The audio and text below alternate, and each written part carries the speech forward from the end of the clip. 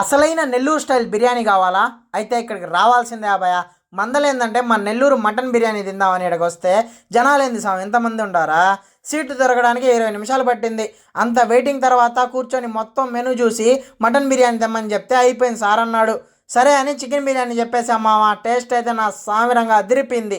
Original Nellore biryani అంటే ఇలా ఉండాలి. లాస్ట్లో ఒక స్పెషల్ ఐస్ క్రీమ్ తినేసి వచ్చేసా అభయ. అసలు హోటల్ పేరు చెప్పడం మర్చిపోయా. మన నెల్లూరు మురళీకృష్ణ వల్ల అందులోనే